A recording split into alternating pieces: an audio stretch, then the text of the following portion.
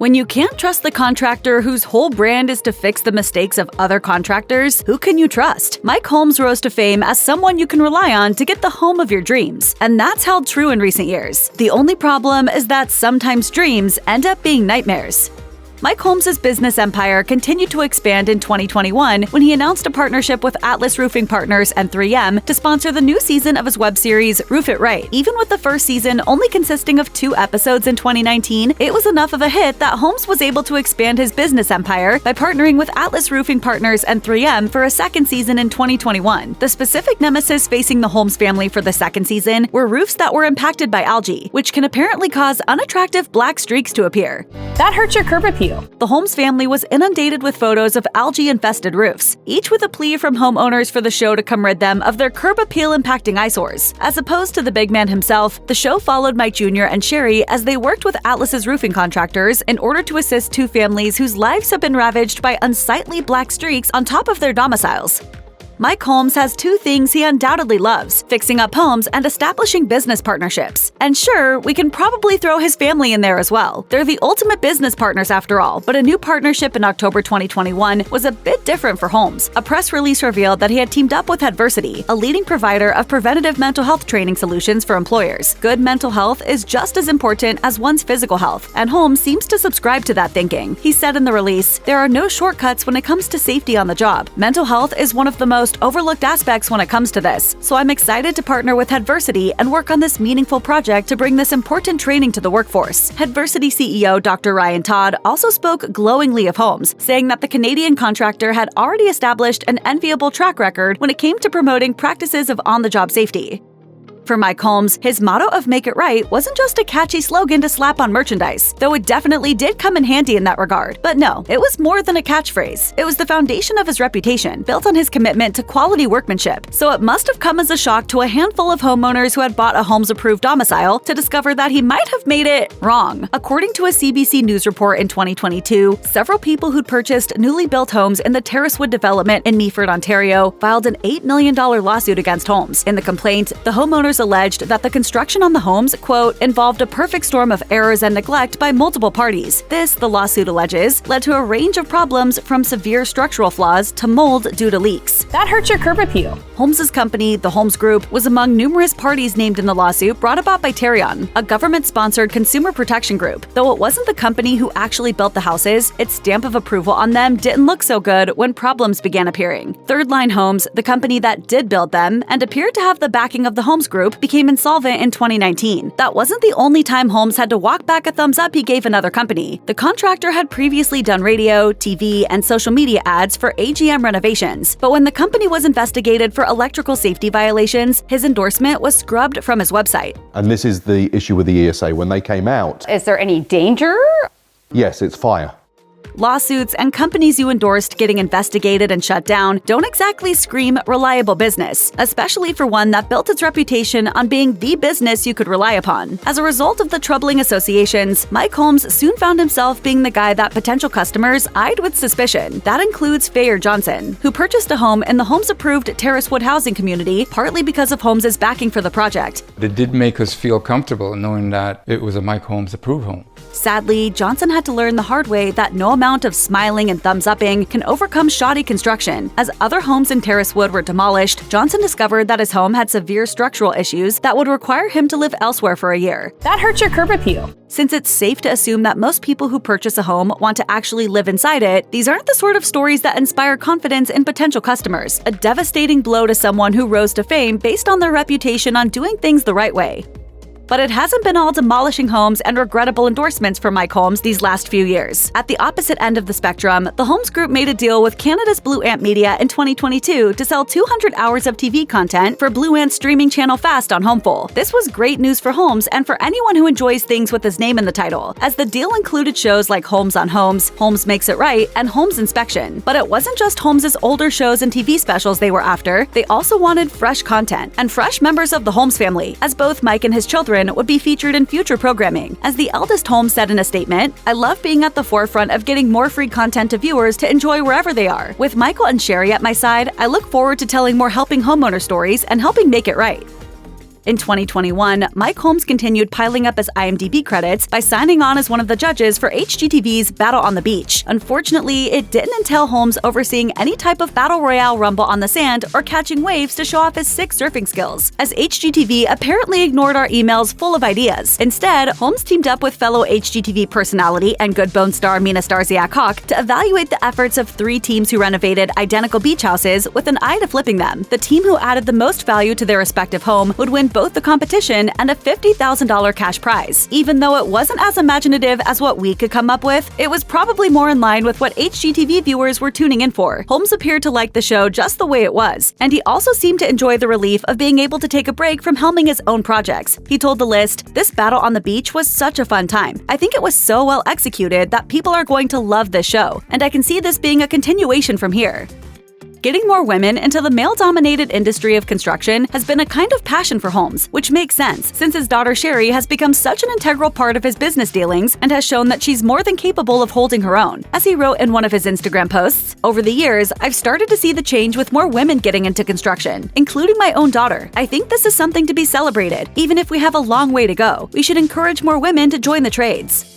Any hopeless romantics out there might want to steady themselves for a moment. Mike Holmes married his childhood sweetheart, Alexandra Lorex, back in 1982, but unfortunately, their storybook romance didn't last. They divorced about 10 years later. But fear not, lovers of love, because even though Holmes might prefer to keep his romantic life on the hush-hush, it sure seems like he's had a partner for quite some time. While we don't have definitive proof that they ever actually tied the knot, Holmes has been in a long-term relationship with current partner Anna Zappia, and she's sometimes even credited as his wife. We may not have the concrete evidence of something like a marriage license, but what we do have is a couple that sure appears to be happy together. Lack of wedding rings be damned. Holmes' raven-haired counterpart frequently pops up in the star's Instagram and isn't too camera-shy to accompany Mike out to the occasional public outing, like when she was pictured with him at the 2017 Toronto International Film Festival. It turns out that Mike Holmes isn't just trying to get more women into the construction trade, he's looking to win over any young person looking for work. Working in a traditional trade career like a contractor, electrician, or plumber may have the reputation of being a physically demanding, sometimes dirty job for not very much pay. But for years, Holmes has tried to battle that stigma, and even though the chances are basically zilch that you'd ever wind up with the kind of fortune and fame he's experienced, Holmes is determined to get more young people into the trades. Holmes frequently brings up his cause on Instagram, using the platform to uplift trade school students and encourage others to follow in their footsteps. This crusade included a message in September 2025 for those who feel doomed to wind up in a cubicle prison. As he wrote on his post, "Not every kid is meant to sit behind a desk. The world needs tradespeople. We need to stop pushing university as the only path to success. The lesson here, don't be held back from following your passion because of preconceived notions or worrying about what other people will think." That hurts your curb appeal. Mike Holmes' foray into television was not by design. Holmes was a full-time contractor when he was hired to do some building work on the set of a Canadian TV show dedicated to DIY home repair. As noted by the Globe and Mail, the ever-opinionated Holmes began telling the people who hired him that they had it all wrong. Holmes went into one of his trademark rants, explaining that encouraging homeowners to do their own renovations was a bad idea, since they usually did a lousy job. In fact, he pointed out, a huge portion of his business came from repairing the botched renovations done by people who had no idea what they were doing. Right off the bat, I don't like this. After Holmes apologized for overstepping his bounds, the producer of the show got an idea. Holmes should star in his own TV show, repairing homeowners' DIY disasters and the shoddy work of shady contractors. Holmes on Homes debuted on HGTV Canada in 2001. By 2004, the show was averaging 250,000 viewers an episode, a considerable number for a Canadian specialty channel. The beefy, tough-talking contractor had accidentally become a TV star. The success of Holmes on Homes kept growing, as did the popularity of its star. Already a hit on HGTV Canada, the show was eventually picked up by HGTV in the US, expanding his reach considerably. By 2005, Mike Holmes should have felt like he was on top of the world, yet he was dissatisfied. Mike Quast, the TV exec who'd first discovered him, told the Globe and Mail that Holmes had become disenchanted with his producer. According to Quast, Holmes invited him and crew member Pete Kettlewell to his home for a meeting. Holmes laid out his vision to expand his brand. The TV show, he explained, isn't the be-all and end-all, but one prong of a larger enterprise, all with the goal of educating homeowners about the importance of hiring skilled tradespeople to ensure they wouldn't be begging Holmes to fix lousy work down the road. During that meeting in Holmes' garage, the idea formed for the Holmes Group. Quast designated himself Vice President of Business Development with the goal of building Holmes' brand, while Kettlewell became Vice President of Production, responsible for managing the TV show. With Mike Holmes' media and construction empire beginning to take shape, 2006 brought him a huge opportunity. As the Globe and Mail recounted, Nestle Canada was in the process of launching a new brand of its Nescafé instant coffee and commissioned a poll asking Canadians to name the celebrity they most trusted. Holmes' name was at the top of the list. The company wanted Holmes to be at the center of an advertising campaign for its new product launch. Mike Quast, however, wasn't sure if Holmes would go for that, given that chilling coffee was a bit out of his wheelhouse. To feel him out, he asked Holmes what kind of coffee he drank. The answer? Nescafé's instant coffee. The ensuing campaign was a massive success, with Holmes' partnership with the company renewed multiple times. You want to make things right? You gotta start right. As Holmes later told Sudbury.com, "When they approached me about the commercial, I said if they can relate the commercial to what I do and keep it real, I'd say yes to it. Because the real truth is I drink Nescafé and have for years."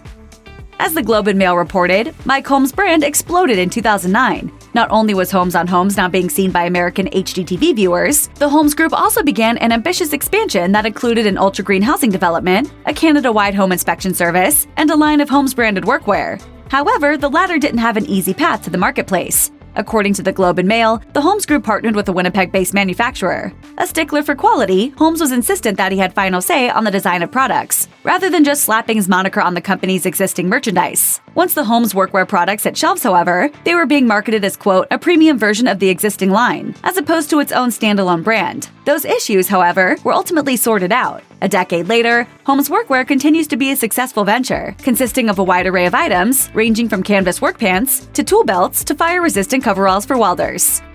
Mike Holmes lent a hand in the wake of the devastation that Hurricane Katrina unleashed on New Orleans. As Holmes told Toronto Star, it all started when Brad Pitt founded his Make It Right Foundation, with a mission to build new homes for residents of the lower Ninth Ward whose homes had been destroyed.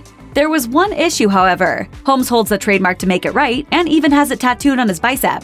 Rather than seek an injunction, however, Holmes offered another solution. Pitt could use the name, and Holmes would provide his expertise. Holmes said, "He had his vision of doing it when I talked to him, but he knew he didn't know enough about it." That's where Holmes came in, bringing his crew to the Big Easy to rebuild a home, which was filmed and aired as Homes in New Orleans.